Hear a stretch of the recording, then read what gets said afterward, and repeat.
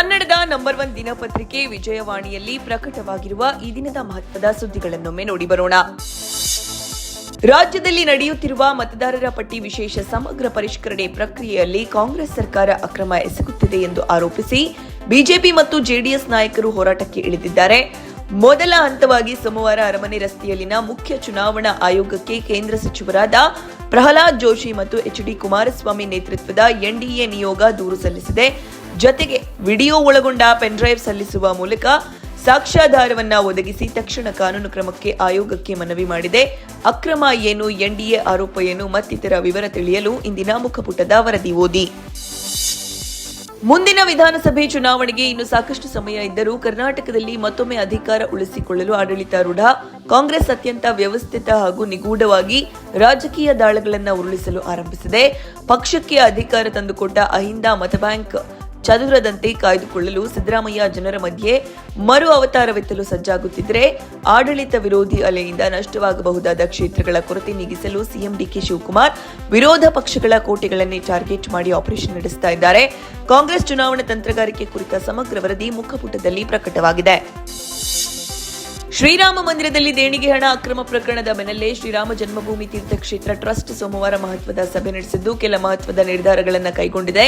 ನೈತಿಕ ಹೊಣೆ ಹೊತ್ತು ಟ್ರಸ್ಟ್ನ ಪ್ರಧಾನ ಕಾರ್ಯದರ್ಶಿ ಚಂಪತ್ ರಾಯ್ ಹಾಗೂ ಟ್ರಸ್ಟಿ ಅನಿಲ್ ಮಿಶ್ರಾ ಅವರು ನೀಡಿದ್ದ ರಾಜೀನಾಮೆಯನ್ನ ಸಭೆ ಅಂಗೀಕರಿಸಿದೆ. ಹೊಸ ಪ್ರಧಾನ ಕಾರ್ಯದರ್ಶಿ ಅಧಿಕಾರ ಸ್ವೀಕಾರ ಮಾಡುವವರೆಗೆ ಟ್ರಸ್ಟಿ ಕೃಷ್ಣ ಮೋಹನ್ ಅವರಿಗೆ ತಾತ್ಕಾಲಿಕ ಜವಾಬ್ದಾರಿ ವಹಿಸಲಾಗಿದೆ.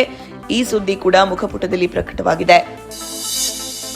ಶಾಲೆಯಲ್ಲಿ ಮಕ್ಕಳಿಗೆ ಥಳಿಸಲು ಶಿಕ್ಷಕರಿಗೆ ಅವಕಾಶವಿಲ್ಲ ಎಂದು ಹೈಕೋರ್ಟ್ ಹೇಳಿದೆ. ವಿದ್ಯಾರ್ಥಿನಿ ಮೇಲೆ ಹಲ್ಲೆ ಮಾಡಿದ ಆರೋಪದಲ್ಲಿ ತಮ್ಮ ಮೇಲೆ ದಾಖಲಾಗಿರುವ ಪ್ರಕರಣ ರದ್ದುಗೊಳಿಸುವಂತೆ ಕೋರಿ ಶಿಕ್ಷಕಿಯೊಬ್ಬರು ಸಲ್ಲಿಸಿದ್ದ ಅರ್ಜಿ ವಿಚಾರಣೆ ವೇಳೆ ಕೋರ್ಟ್ ಎಚ್ಚರಿಕೆ ನೀಡಿದೆ. ಪ್ರಕರಣದ ವಿವರ ಸಮಸ್ತ ಕರ್ನಾಟಕ ಪುಟದಲ್ಲಿದೆ. ಎಲ್ನಿನೋ ಪರಿಣಾಮದಿಂದ ಬರದ ಆತಂಕ ಕಾಡುತ್ತಿರುವ ನಡುವೆಯೇ ಮಲೆನಾಡು, ಬೆಳಗಾವಿ, ಕೊಡಗು ಸೇರಿ ಹಲವು ಜಿಲ್ಲೆಗಳಲ್ಲಿ ಉತ್ತಮ ಮಳೆಯಾಗುತ್ತಿದೆ. ಕೊಡಗು ಜಿಲ್ಲೆಯಲ್ಲಿ ಬಿರುಗಾಳಿ ಜೊತೆ ಭಾರೀ ಮಳೆ ಸುರಿದಿದೆ. ಈ ಸುದ್ದಿಗೆ ಸಮಸ್ತ ಕರ್ನಾಟಕ ಪುಟ ನೋಡಿ. ಪ್ರಸಕ್ತ ಹಣಕಾಸು ವರ್ಷದ ಮೊದಲ ತ್ರೈಮಾಸಿಕದಲ್ಲಿ ದೇಶದ ಸೆಕ್ಯುರಿಟೈಸೇಷನ್ ಮಾರುಕಟ್ಟೆಯಲ್ಲಿ ವಾಹನ ಸಾಲಗಳನ್ನು ಹಿಂದಿಕ್ಕಿ ಚಿನ್ನದ ಸಾಲಗಳು ಅಗ್ರ ಆಸ್ತಿ ವರ್ಗವಾಗಿ ಹೊಮ್ಮಿದೆ ಎಂದು ಕ್ರಿಸಿಲ್ ವರದಿ ತಿಳಿಸಿದೆ. ಈ ಅವಧಿಯಲ್ಲಿ ಒಟ್ಟಾರೆ ನೀಡಿಕೆ ವಾರ್ಷಿಕ ಶೇಕಡಾ 22% ಹೆಚ್ಚಳವಾಗಿ ಸುಮಾರು 60,000 ಕೋಟಿಗೆ ತಲುಪಿದೆ. ಇನ್ನಷ್ಟು ವಾಣಿಜ್ಯ ಸುದ್ದಿಗಳು ಚಿಂತನ ಪುಟದ ಮನಿ ಮಾತು ವಿಭಾಗದಲ್ಲಿದೆ.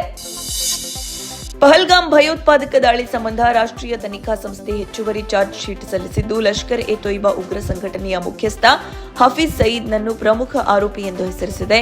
ಈ ವಿವರಕ್ಕೆ ದೇಶ ವಿದೇಶ ಪುಟ ಓದಿ. ನಾರ್ವೆ ತಾರೆ ಎರ್ಲಿಂಗ್ ಹಾಲೆಂಡ್ ಸಿಡಿಸಿದ ಅವಳಿ ಗೋಲುಗಳ ಎದುರು ಮಂಕಾದ 5 ಬಾರಿಯ ಚಾಂಪಿಯನ್ ಬ್ರೆಜಿಲ್ ತಂಡದ ಫಿಫಾ ಕಪ್ನಲ್ಲಿ 16ರ ಘಟ್ಟದಲ್ಲೇ ಹೊರಬಿದ್ದಿದೆ. ಫಿಫಾ ವಿಶ್ವಕಪ್ ಪಂದ್ಯಗಳ ವರದಿ ಕ್ರೀಡಾಪುಟದಲ್ಲಿದೆ. ವಿಶ್ವಾದ್ಯಂತ ಹಲವು ದೇಶಗಳಿಗೆ ಕಚ್ಚಾ ತೈಲವನ್ನು ರಫ್ತು ಮಾಡುತ್ತಿದ್ದ ಜಗತ್ತಿನ ಬಲಾಢ್ಯ ದೇಶ ರಷ್ಯಾ ಇದೀಗ ತಾನೇ ಬೇರೆ ರಾಷ್ಟ್ರಗಳಿಂದ ಪೆಟ್ರೋಲ್ ಆಮದು ಮಾಡಿಕೊಳ್ಳಬೇಕಾದ ದಯನೀಯ ಸ್ಥಿತಿಗೆ ತಲುಪಿದೆ. ಈ ವಿಶೇಷ ಲೇಖನ ಓದಲು ಚಿಂತನ ಪುಟ ನೋಡಿ. ಇವಿಷ್ಟೇ ಅಲ್ಲ, ಮುಂಜಾನೆ ಮಾತು, ಅಂತರಂಗ, ಭವಿಷ್ಯ, ಮನೋವಿಕಾಸದ ಕಾಲಂಗಳು, ಕ್ರೀಡೆ, ಸಿನಿಮಾ, ದೇಶ ವಿದೇಶಗಳ ಭರಪೂರ ಸುದ್ದಿಗಳ ವಿಶೇಷಗಳಿಗಾಗಿ ವಿಜಯವಾಣಿ ಓದಿ.